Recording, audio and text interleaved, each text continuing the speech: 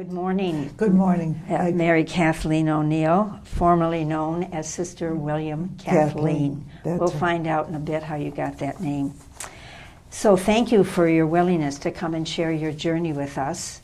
I know it's a long journey, and we have 30 minutes, so there's only so much that we can get in. So we'll get in whatever we are supposed to say, you'll say it. That's right. Right, and that's what's important to our And people. you know, it was a good journey. It is a good journey. It still is, and I'm expecting it to continue that way. Yes, good. So there's a lot we don't know about Mary Kathleen, that, and we can't know everything, but your willingness to share whatever you can. So can we go back to your upbringing, your family background? Yes. Where are you from? I'm from Chicago. And anyway, and we were a family of 5, and I was the oldest one. And there are 2 girls, or rather 3 girls and 2 boys. And my mom and dad were in Chicago. My father worked in the stockyards. He had a business there, and he sold cattle.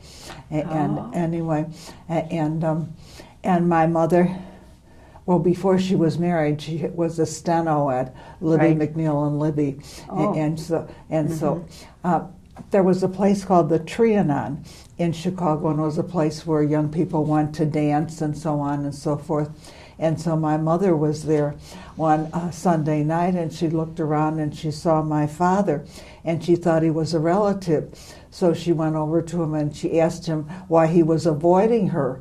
And he said, well, he wasn't really doing that. And so they danced and they had a nice time. And so then he asked her out the following week. And so anyway, and she thought they'd go back to the Trianon. Well, no, he took her to a movie, and that was not what she wanted to do at all. She wanted to dance. Okay. But anyway, after some period of time, and not too long a time, my mom and dad got married. When they got married, my grandfather, my mother's father, had to come with them because there was no place else for him to go. His wife had been dead for a long time. So he came to live with them. He came to live with them for 33 years. And this was it was challenging for both of them. It was great for us kids, but it was really very challenging for my father and my mother. But Pa was there all of our life, and he just kind of had the last word, kind of maybe the first and the last word, but he did have that. So I'm sure there were some tense moments with sometimes with the experience. Sometimes that were there. And so anyway, I was number 1, and my sister Eileen was the last one, the 9, and there Bill and Sharon and Tom were in the middle. One brother. No, I had 2 brothers. Two brothers, Bill and Tom, and then Sharon and Eileen. And anyway, and you went to school? I went to school at St. Columbanus. Okay. And that was a great parish, I was there, and then after a while we moved to Little Flower Parish, and that was a nice parish too. And at St. Columbanus I had the Adrian Dominicans, and at Little Flower Parish I had the Mercy Sisters. And so then when I graduated from Little Flower, I went on to Mercy High School. And I just loved my years in high school. They were good. And I was involved very much with Sodality and Student Council. Mercy was a very large high school, and there were lots of us there. And several of my friends went. Were you in competition with Aquinas, or were they near each other? No, they weren't really near each other, but I never even thought about Aquinas at that time. But later on in my life, I was assigned to Aquinas. But you did go to Mercy High School, and they had Mercy Sisters there. I had Mercy Sisters there. And then after I graduated from high school, I got a scholarship to St. Xavier College. And anyway, and there were Sisters of Mercy there. And I only went one semester to St. Xavier College. But I was just taking my exams there at the end of the first semester, and when Sister said, well, what do the Adrians have that we don't have? And I said, well, Sister, as of February 2nd, they're going to have me. So anyway, and so you had the Mercies for 5 years almost, I did. yeah. I did. And then the Adrians. Oh, that's good. So anyway, I like your answer. but you know, it was home was good. When I entered, it was just a very snowy day, and my mother said, "Well, you know, Bill, you and I will be the only ones to go up on the train." He said, "Oh no, Mary," said, "her brothers and sisters are going to go because this is probably the only time Mary will enter the convent." And so anyway, my one brother, Bill, didn't go with us because he was taking exams in high school that day, but the other four went, and one of my girlfriends, and so anyway, it was just very nice. And on the way on the train, Dad came up and he said, "You know, Mary," he said, "you're welcome whenever you want to come home." But he said, "You know, when the first negative thing comes along, that's not the time you make the decision to come home." Such good advice, He was very good. You know, he was a very nice person, a nice man, and he cared about us a lot. I'm trying to think what I've got down here. No, that's okay. So the first time that you did think negative, you knew Dad would not want me to come home. That's right. He did not want me to do that. And I never really had a time that was really bad. There were only some places that I didn't like, and that was okay. But I mean, you kind of put up with this and that, and anyway, and so my first assignment was with Irene Gray at East Lansing. She was an absolutely wonderful person. She just could not have been better. She always was. That's right. Anyway, and my parents and the kids would come and stay, and Dad always had roasts and things like that in the trunk of the car, and they brought them to the nuns. So I think they didn't think that the nuns had money to buy food, but they did have money to do that. But anyway. So he'd bring them Sunday dinner at places that you were at? No. He to East Lansing. Oh, to East Lansing. Yeah. And then a year and a half later, at Christmas time, I was sent to Escanaba, and I just did not know that this would ever happen to anybody. And I lived in it wasn't a Quonset hut. I mean, it was just a very strange building, and the superior was there, was kind of a strange person. And, you know, I mean, she looked into every pot that you were cooking, and I knew how to cook. So anyway, I mean, she was there. And when we could have gone out the back door of the convent and gone through the school to go to the church, but we did not. We went out the front door, and we went all the way around the block in the cold to go into church. And I thought, you know, this is very strange. Irene Gray would not do this at all. Yeah. So anyway, but the second year Bernard Mary came, and she was a very different person. She was a very ordinary person. And after that, I went to Rockdale. And Rockdale was this little town outside of Joliet. Oh, Joliet, okay. And anyway, and Sister Louise Marie was there. She was a delightful person. And you know, she had been in Joliet before when she was a young sister. And so it was interesting when the confessor came each week. She would talk to the confessor because he had been her student, and so she'd ask how everything was, and then we'd all go in and individually went in to go to confession. What did you teach when you were out teaching? Well, I taught primary. Okay. I taught primary. So anyway, but then after some time, I was called upon to go to when I graduated from Siena. I was called upon to go to Aquinas in Chicago, and so it was there that I taught high school. And what did you teach? I taught math and science. Oh, math and science, okay. So anyway, and then it was just the time when the new science materials were going out, and so I taught PSSE physics, and so anyway, I had to go down to IIT, which was Illinois Institute of Technology, to take courses there and that. And that was okay. I did that.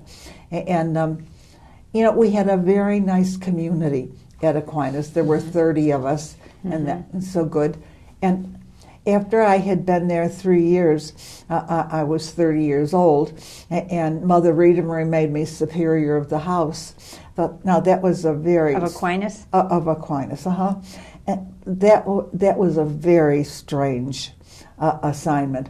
But anyway, it gave me an opportunity to do something because the principal of the school did not like the black kids. In fact, she had no use for them at all. She didn't have a lot of use for many of the sisters anyway. But anyway, so that year I decided, maybe this is what you're here to do something about. So I went in to see Mother Genevieve in the spring, and I told her about this situation, and she said to me, Sister Mary O'Neill, you go home and you just do what you can and see that nothing happens. Well, I went home and I did what I could, but I went to Regina and I found Jean Denemy. And Jean Denemy was there.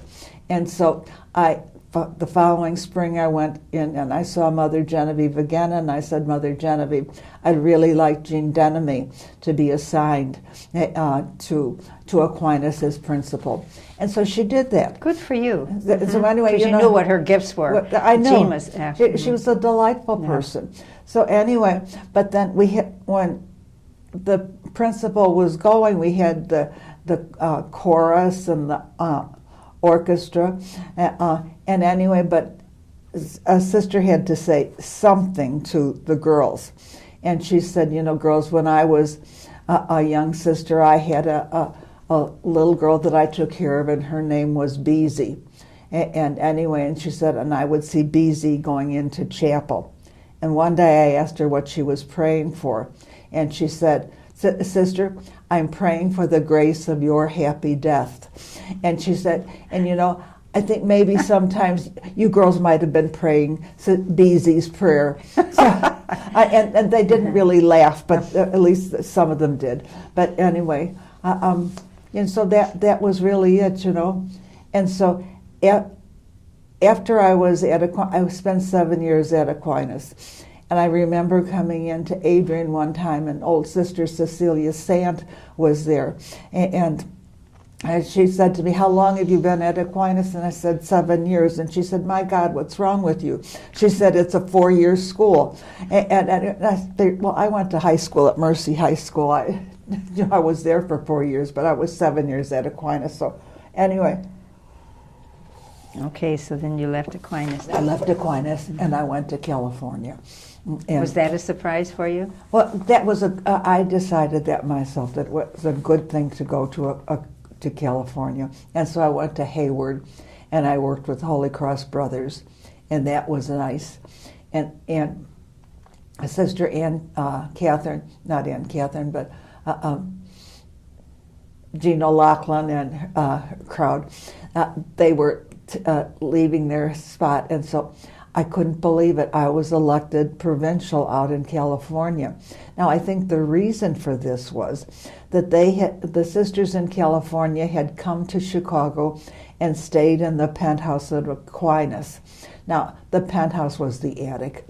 And so they knew that I was good to the sisters, and they thought that I would be good to them out there, and that's what I did, and I did that for 3 years. And Fran Wetzel and Phyllis Smith and I were the provincial team for 3 years, and we decided not to do it longer than that because it was just so much fun.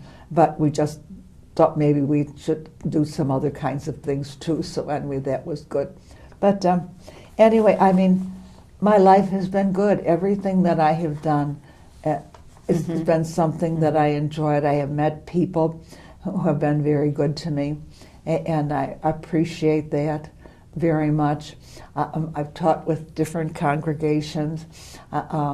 One of the places I was at Notre Dame High School in Belmont, California, and I worked with the Notre Dame Den Amour sisters, and I was the principal of the school, and then the other sisters did other jobs, and one of them was the president of the school, and so on. But I mean, that was just a very wonderful thing. And while I was there, the girls gave me a trip to Hawaii.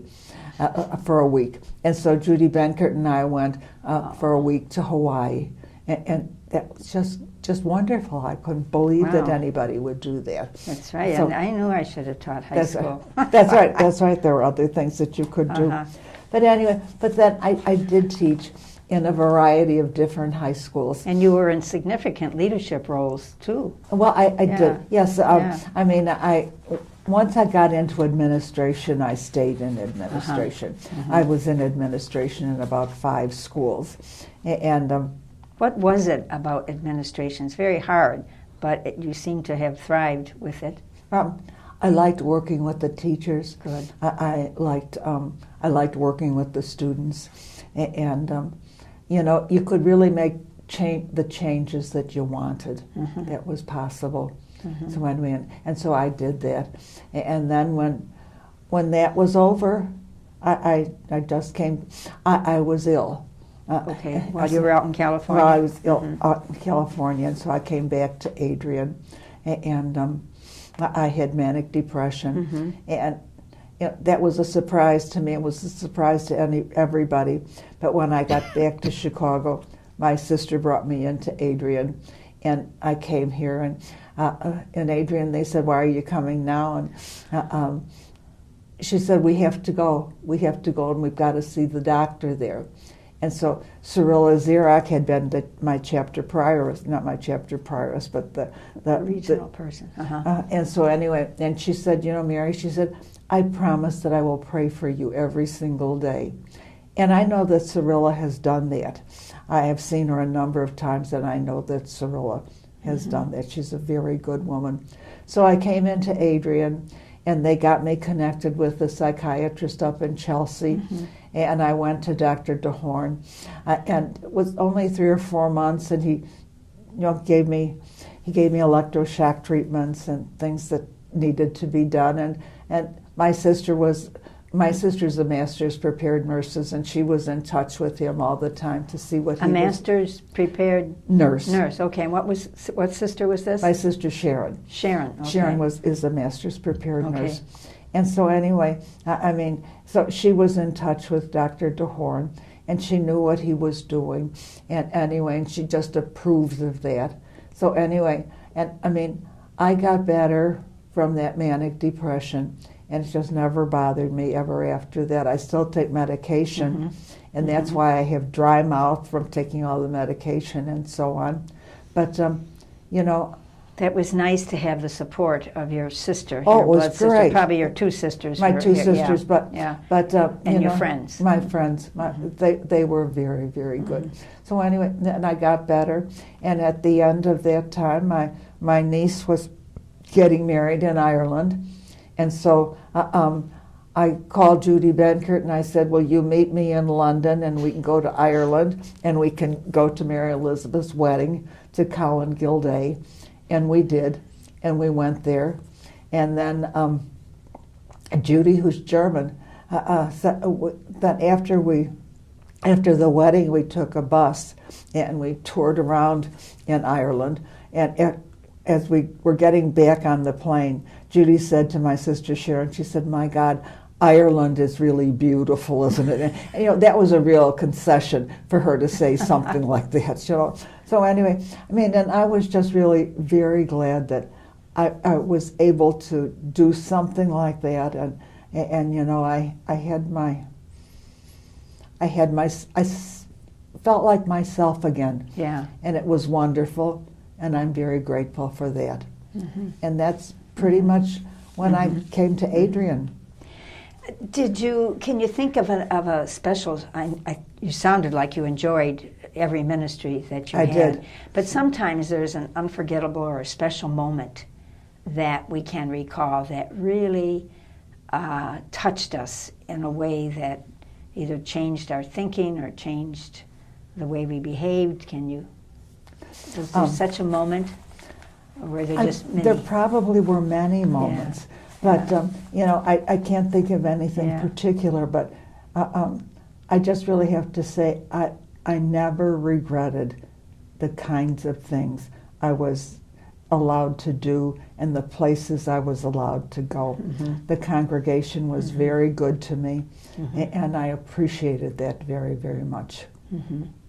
And so that's good. So the transition to here permanently has been It's a good been move for you. It's been a very good move. At the beginning, sometimes it's challenging. Uh-huh. Yeah, and you do get to see your sisters. I know. I think do. I've met them. I do. Yeah. And your brothers, are they? For a while, initially, my brother Tom and his wife came up with their 3 sons. Yeah. But now my brother Bill does not do that. But anyway, he calls. You know, the weekly telephone calls to everybody and see how they all are. And people are getting along. They're living their lives and they're doing their things, and things are going well. So what gives you energy and purpose at this time of your life? You know, I think our sisters do. I think we've got a terrific group of people in leadership this time. Pat Seaman and the council really work together to see that things get done, that we're looking in the right direction, and so on. And last week I got a letter from Pat Seaman about doing some work on the Constitution. It was just everybody got that letter. But anyway, I thought, my God, I don't know where the Constitution is. I mean, I've got the Rule of St. Augustine, and I've got the enactments. I don't know where in the name of God the Constitution is. And so I sent a note to Mary Jane Levinsky, and I said, Mary Jane, do you have a copy of the Constitution? And so she called Joy Fanfara, and I think one's going to be coming along because I can't do that homework without it, but it's okay. So, well, thank you very much. Is there anything else you want to share with us that perhaps you haven't? That I just want to tell you that appreciate your openness. I really have very good health. I just really have very good health. I am happy. Once I got that manic depression taken care of, which is, I don't know where that came from. Interesting. But I take medication for that. But if I had to do something else, I would take more electroshock treatments, but I really don't think I need to have more 64 was plenty. And I don't even remember those. Yeah. Well, thank you, Mary Kathleen. As a member of the congregation, I thank you for your years of service and your continued service and presence among us, and that we got you and not those mercies. Well, I love your comment, though, what you said earlier, that what do the Adrians have that the mercies don't have. Well, that's what it is. And some of my mercy girlfriends I still see, and I write and I talk to them and so on and so forth. Yeah. And they're still friends. They are friends. Oh, sure. Those are just teasing jokes. That's right. So thank you very much, and we are grateful that you shared your openness and you're very vulnerable with us, and we hold that very tenderly. Thanks so much. Thank you. Thank you so very much. I'm glad you're doing this. Thank you. God bless you.